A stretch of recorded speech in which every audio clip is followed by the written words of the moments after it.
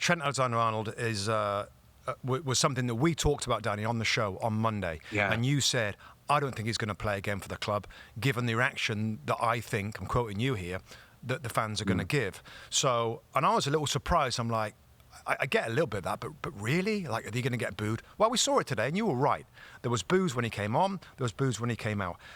Just tell everybody again, because I think you have a unique insight into what it's like to be at a huge club. Like you grew up as a Manchester United fan. You saw the passion of the fans for the local kids that come through into the first team and what it means. And I'll let you go in a second, but I think it's critical that you mention, because I heard you saying before about it's like a member of the family kind of leaving it. And that's why the reaction comes from those Liverpool fans. So explain to our listeners and viewers just what you mean with that. Well, you know, first of all, Mustoe, what football is like in England. You know, it's you follow a team, you follow them through thick and thin, and sometimes it's passed down through the family, whether a team's been doing well or not. You know, if you're Manchester, you're red or blue. If it's in Merseyside, it's blue. It's red or blue as well, and that's the way that it is. And, you know, the conversation that we were having on Monday, I thought it was a really good discussion because it was two opinions, neither right and neither wrong. But from my side of things, growing up at Manchester United, the class of 92, they were probably 4 or 5 years older than me. So you had the likes of Ryan Giggs, you had the Neville brothers, you had David Beckham, you had Nicky Butt and Paul Scholes. Incredible. And all of them, barring David Beckham, were from the area, were from the Manchester area. And they were always seen as, you know, one of the club's own. And what happens is, and you asked me the question, you know, when I was a younger player, when I was like 12, 13, my hero was Ryan Giggs. He came onto the scene at Manchester United and was just incredible, old school left winger, and just everything about him was outstanding. And I remember as I maybe got to 14, 15, something like that myself, there's a lot of talk of him potentially, you know, I think it was Serie A, I think he might have been Juventus or Inter Milan. There was like interest in him, and I was like, no, he can't leave the club. And that was me as a supporter, someone who was at the School of Excellence at the time. And, you know, people have said to me, well, what happens if Van Dijk or Salah would have left? It wouldn't be the same. They would wish them all the best and say, brilliant, thank you so much for what you've done. But the difference here is that Trent Alexander-Arnold, and I'm with you, as a neutral, neither of us are Liverpool fans. We don't look at it that way.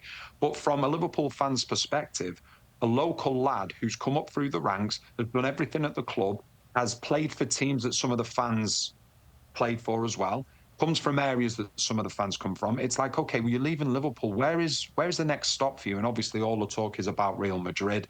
It's like, well, why would you do that? This club has given you everything. This club is at the pinnacle. We've just won the Premier League, and now you're deciding to leave. And then people will say, and not just that, you're leaving on a free. So it becomes one of those situations where you feel like, especially when they are from the area, you feel as though a member of the family has wronged you. You feel as though they've been disrespectful and things like that. And that's the way that it'll always be. Now, the problem that you've got, Mustoe, now, I don't know whether you look at this, Liverpool have got an away game left and a home game left. Do you start him in the away game, but then not start him in the home game? What would you do if you're Slot? It's a really big problem, I think. Yeah, I think I kind of like what he did today, Danny, to be honest. Start Conor Bradley, because it is potentially the future. He needs the game. He needs the starts. He needs the minutes. But I still think I'd still like to see Trent at some point. Now, you know, the last game of the season, we're going to be there pitch side. All our team are going to go down there, and it's going to be amazing to see the trophy lift. I just don't know what's going to happen with Trent, whether he's going to be playing him. He's got to lift the trophy anyway. Are they going to boo that part of it? We got a little bit out of the system today, Danny, maybe. Some of those fans have booed him. Maybe it won't be so bad in the next game and then the final game. I don't know. But I really appreciate your take on this, because when you said this on Monday, I was like, oh, really? Like a family member? Like they don't thank him for helping win a brilliant success and win those. It's like a family member. And he's like, oh, you're leaving the family to go somewhere else. So I thought that was pretty interesting. And we'll see, mate. We'll see. For fans of the club, it becomes personal. Yeah. The fans now take it personally, and they feel as though they've been disrespected. Instead of looking at it and saying, right, okay, our player's done unbelievable at this club. He's won the Champions League, he's won the Premier League, he's been here since he was a kid, and he wants something new.